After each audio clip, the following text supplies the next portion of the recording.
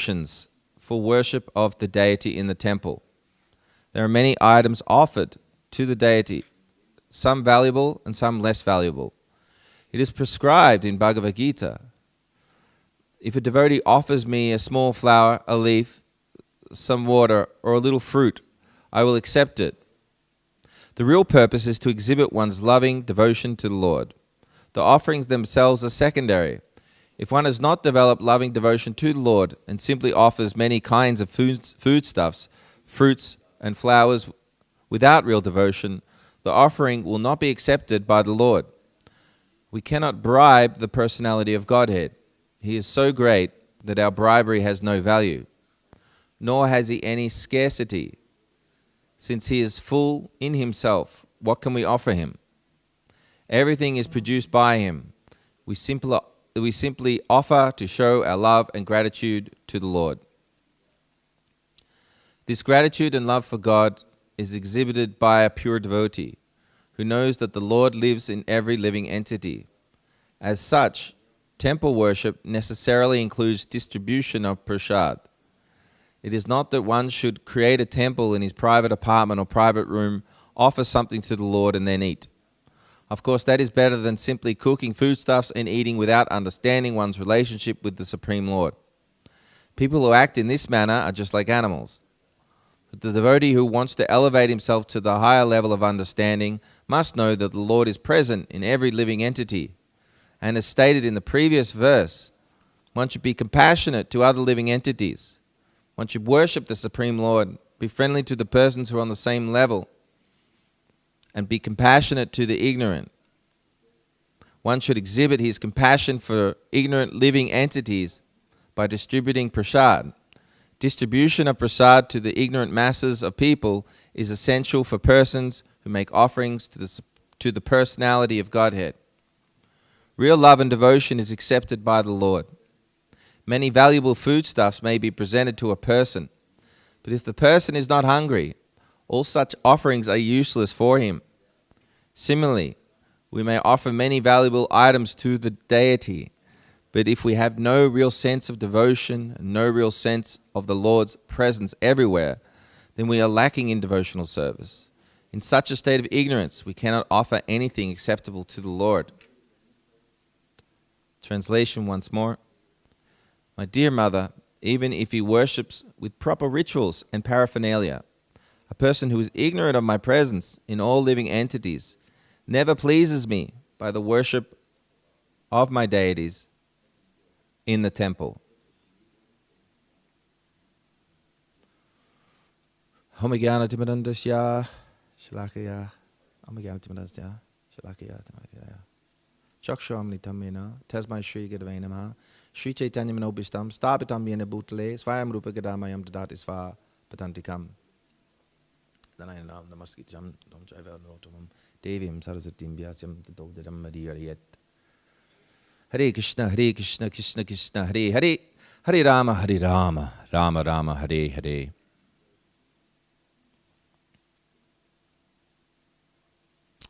So in this verse, Lord Kapila Dev is alluding to the spiritual and the material nature of the conditioned soul living entity who is situated in material existence. And in the purport,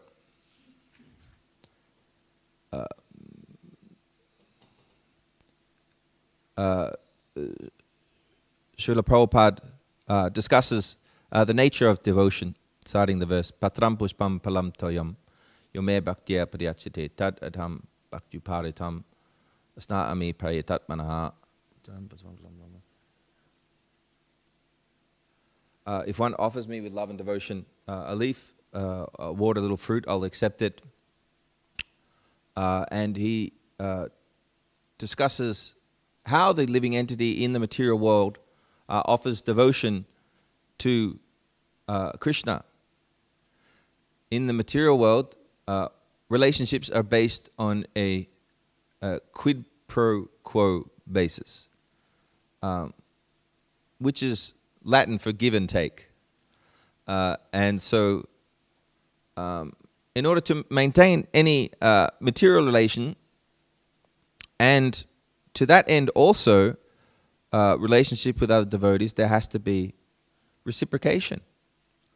Otherwise, one party to that relationships feels like they're being exploited or taken advantage of. The only exception we find to that is on a material plane is usually a mother's love for the child, or father's to some extent. Usually the mother's love is less conditional. And so it is comparable to how a devotee should serve Krishna.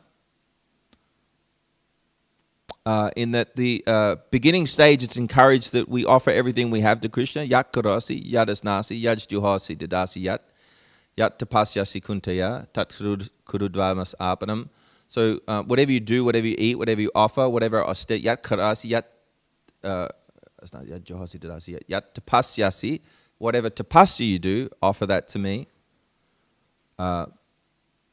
But as the attachment for Krishna grows, then the tests become greater. The tests given to the devotee become more challenging and intense, in that if a devotee wishes to advance, then that devotee must overcome his anarthas. And so this is anartha nivritti stage. To that end, Krishna ultimately wants us to become qualified to return to Vaikuntha and Goloka Vrindam. And so that means that one must take on the same properties of Krishna. And Prabhupada gives the analogy of the sun, in that in order to approach a fiery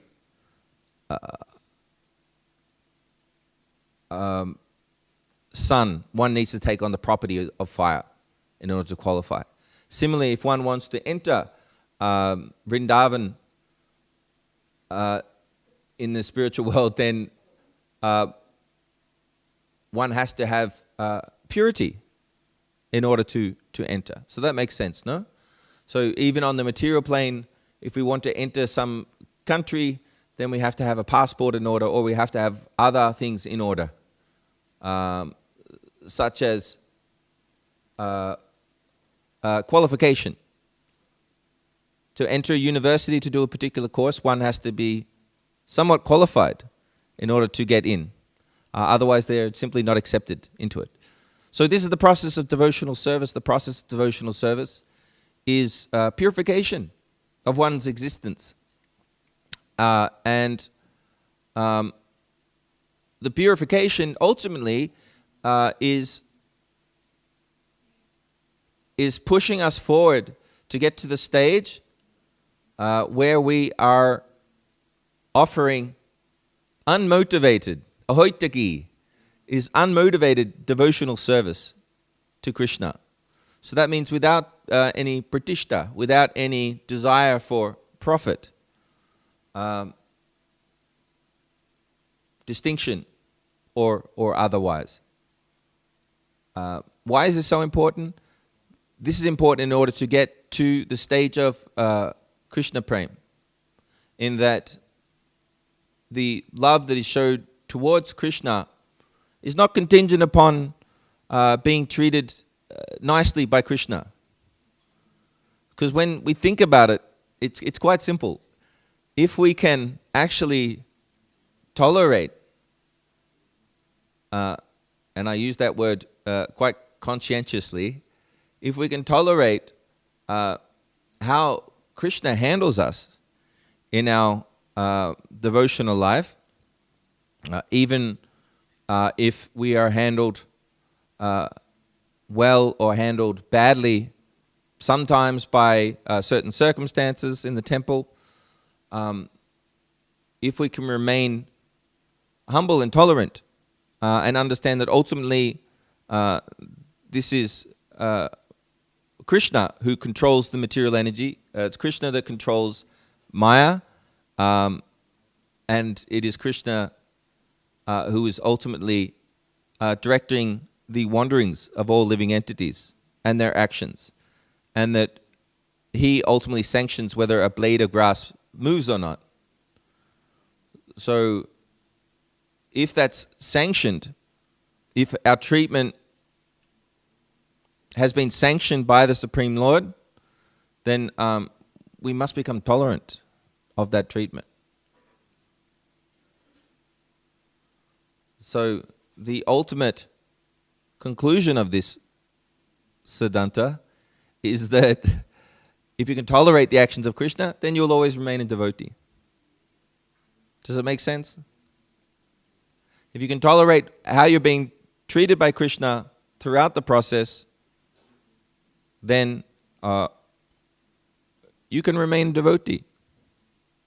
If, however, one becomes frustrated by the process, in that one feels as if it's going too slow, or I'm not getting what I thought I was out of this, i.e. some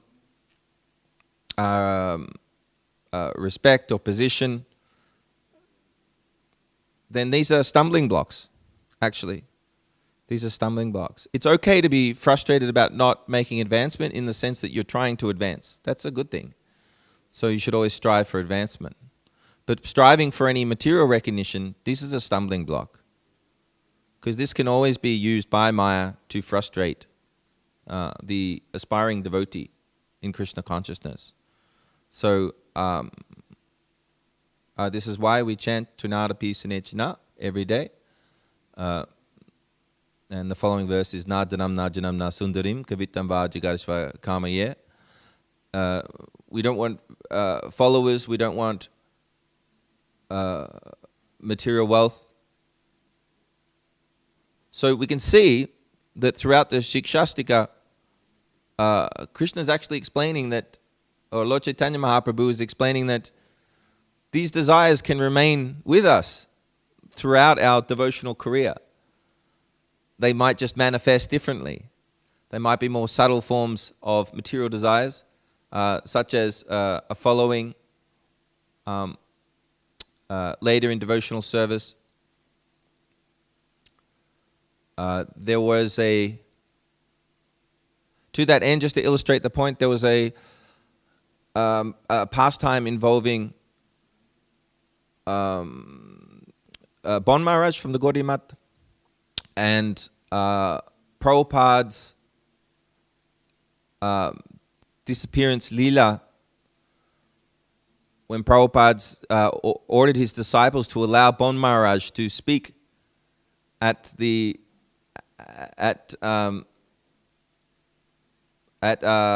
Prabhupada's Samadhi. And Bhavananda Maharaj at the time protested and said, "But Prabhupada, Bon Maharaj was so envious of your preaching activities. He's not going to say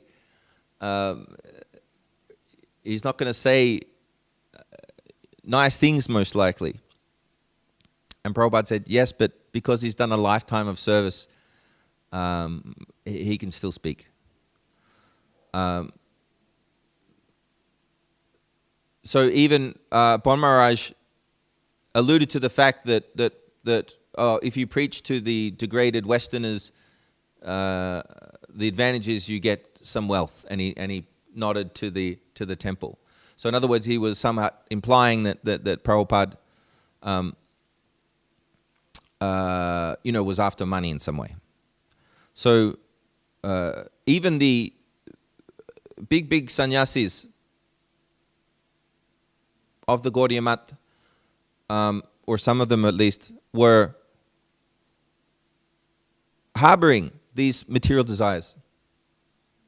So the material desire for fame and distinction, rather than recognizing Prabhupada as the self-effulgent acharya that was predicted by his Guru Maharaj. So the purport continues, and then Prabhupada discusses the gratitude and love exhibited by the pure devotee.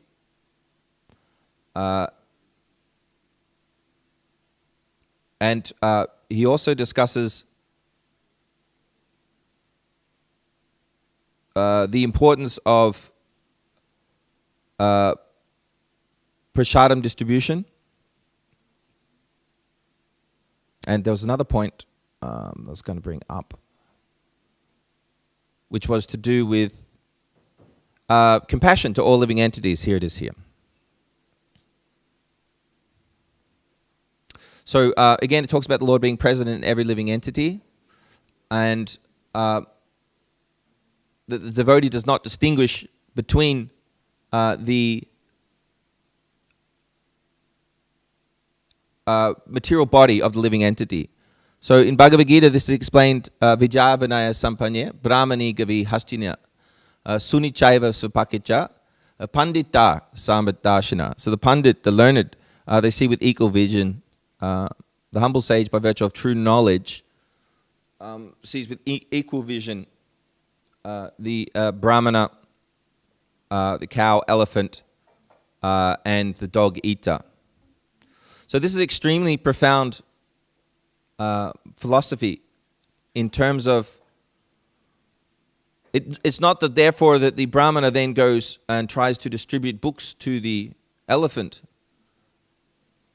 or the dog. Because, why? Because they don't have the capacity to understand Krishna and what is Krishna consciousness. However, he recognizes that each of these living entities contains Paramatma, Tsirai Vishnu expansion in the living entity. And so therefore he recognized that actually each of these living entities is worshipable by that fact alone, that they contain Paramatma, Sri Krishna. So to that end, he understands that he has equal vision, but that doesn't mean that externally he behaves in such a way as to simply worship all living entities equally. And so this is the profound difference in Krishna consciousness and materialistic philosophies, which are either saying that one material entity is superior to another, or that all living entities are somehow equal to each other. But in actuality, both are incorrect. But the world is completely under this illusion, particularly in the West. And even in India, when you still have situations whereby the Smarta Brahmanas in Vrindavan and in Orissa, Jagannath Puri, will allow Orissan devotees who often partake in fish, in eating fish, and they will allow them, they will prefer them to come see Lord Jagannath than the Western Vaishnavas. So this is based on a material conception that somehow the Indian body is superior also to Western devotees. So this is a materialistic calculation, and this is ill-advised according to Rupa Goswami, who in the Upadeshamrita compares any devotee who has a material blemish on the outside, or what is considered to be a blemish or imperfection, should be ignored. And it should also be compared to the Ganga River. So the Ganga River during storm season may have mud running through it, but it's still considered pure. It's still considered pure as it runs from the feet of Lord Vishnu, and then runs down to the delta into the sea. So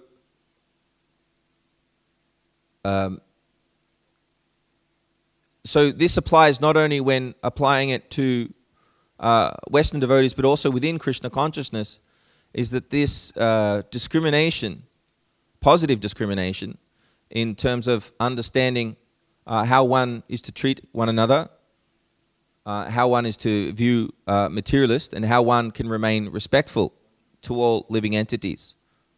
And this is further confirmed, of course, by Lord Chaitanya Mahaprabhu, who said, Kibar Vipra, Kibar Nase, Shudra Keninaya, Amara Agyana, Guru Hana Etare. Whether one is a sannyas, Kibar Vipra, whether one is Kibar Nase, Shudra Keninaya, whether one is Brahmana, sannyasi, or Shudra. Amara Jnana means if he knows the science of Krishna consciousness, Guru Hana, under my order, become a spiritual master and deliver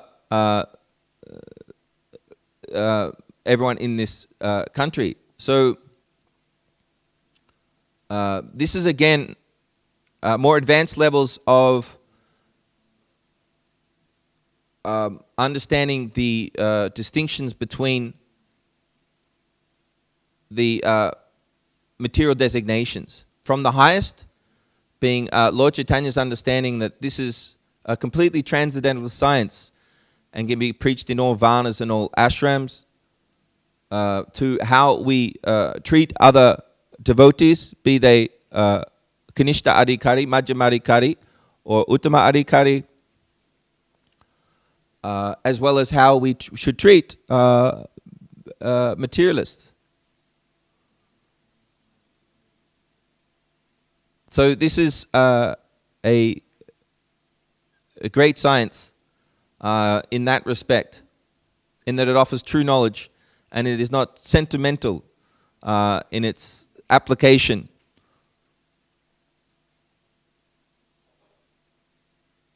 Finally,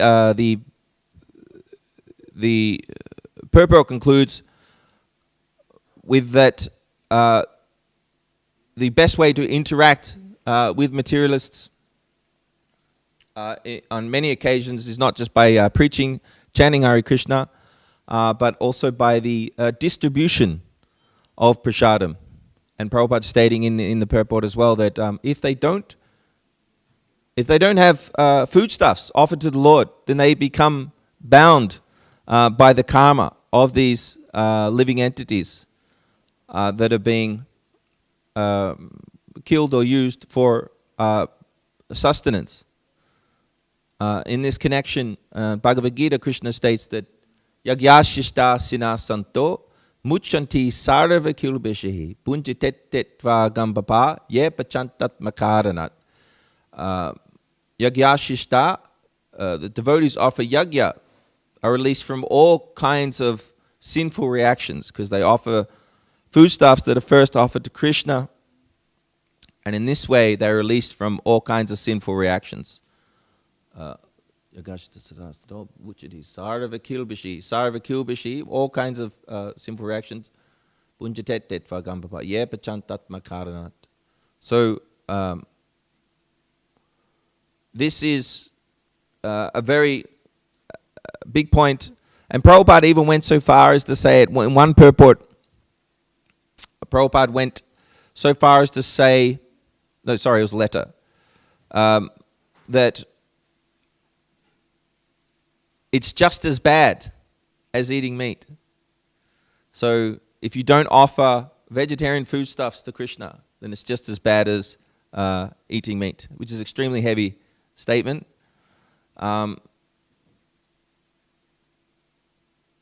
But the karma is counting. So the karma is still binding us from these actions. Therefore, the immediate purification can be had through hearing the Hare Krishna Mahamantra and also receiving Bhagavat Prasadam. Foodstuffs offered to Krishna which is completely purified. And in that way, the recipient of the prasadam becomes purified and more attracted to Krishna. And it is also said that they attain, just from that one act of eating Krishna prasadam, they get a human birth in the next life. Just from that one. So they could have lived a completely sinful life in the mode of ignorance, with the mode of ignorance predominating, and yet they will still get a human birth. So this is the power, and this is the blessing of being in Samachalam, that we get to have tasty prasadam every day. Hare Krishna. I'll reread the translation. My dear mother, even if he worships with proper rituals and paraphernalia, a person who is ignorant of my presence in all living entities never pleases me by the worship of my deities in the temple. Any questions, comments, additions? In English oder Deutsch?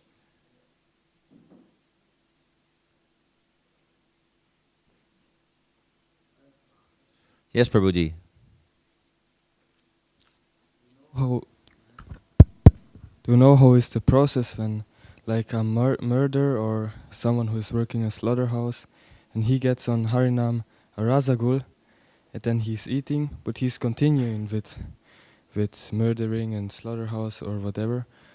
And how is it done in the next life? He gets the karma purified, or somehow or other gets a book, or maybe already in this life, and or. Yeah, so it's either through the mercy, the magnanimity of the devotee, the pure devotee, or person acting on behalf of the pure devotee, who gives that person prasadam. It's their piety in order to get. So it's either the mercy or their piety or their good karma, whatever's there of their good karma. So, and this is exemplified also by Jagai Madhai. Jagai Madhai were murderers, bandits, dacoits, murderers. Not only that, but they physically assaulted Lord Nityananda Prabhu with a clay pot that struck Lord Balaram. So this is the mercifulness and also the generosity in depicting this particular leela, in that the Lord demonstrates therein the importance of compassion, the importance of tolerance, and in this way personally demonstrated how a devotee is supposed to be tolerant in preaching and ultimately humble. Even though the Lord Chaitanya broke character of being a devotee of Lord Krishna and summoned the Sudarshan Chakra in order to destroy the offender. Again, it was Nityananda's compassion, Lord Balaram's compassion, that alleviated them from this immediate reaction. But even that reaction would have been merciful. So even if they were killed, they would have been liberated immediately. So who can calculate the mercy of Lord Chaitanya? There's a pastime of there was a crime in a village, and so they invited an expert to come and investigate and to see who the culprit was, who had stolen. And the story goes that so he's investigating for a few days, and then they meet again at their designated time, and they're all waiting to hear who the criminal is. And he says, "I've carefully observed this village for several days, and actually I've seen so many offenses by so many people. So in my honest estimation, you're all offenders." So this is the situation in Kali Yuga. In Kali Yuga,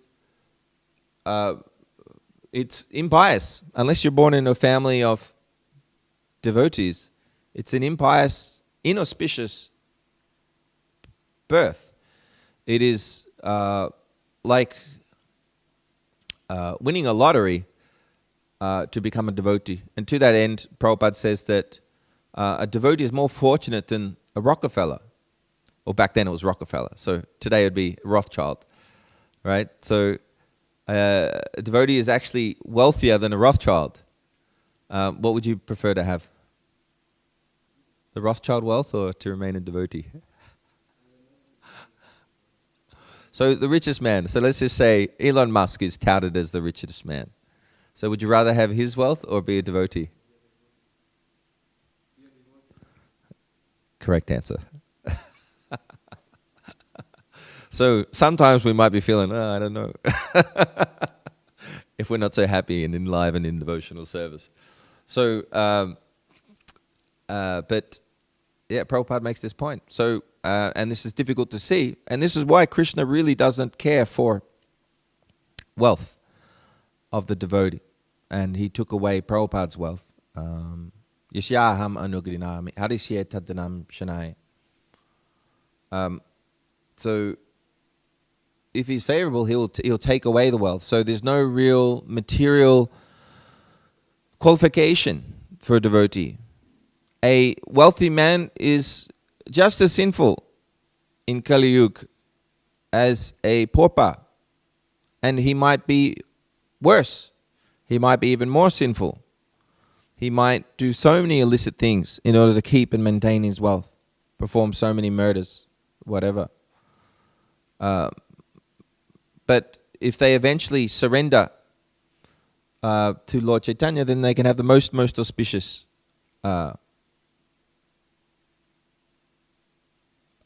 experience, and in this way they can end their material existence. So, yes, that's a very good question.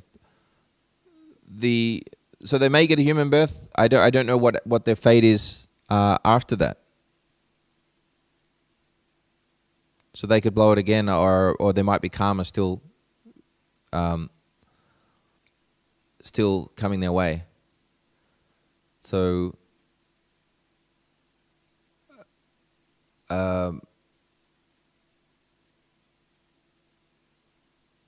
the position we find ourselves in the material world is very dangerous. I think there was a report of these Russian billionaires that have been taken out. There's about 3 of them that died mysteriously. So, and it shows their photo, and they've got the wife and the yacht and the kids, and they're so happy, or they appear so happy, and then in an instant, they're gone. That's it. That's what they spent their whole life, dedicating themselves, and then it's just finished. It's absolutely worthless at the end. And in Kali Yuga, it's impossible to live and not, if one isn't a devotee, it's impossible to live and to not accrue bad karma, sinful activity. So generally, the trajectory is going downwards, not upwards. So yes, it's very fortunate to get contact with devotees, and to be in ISKCON is of inestimable value. Hare Krishna. Thank you for the question. Prabhuji?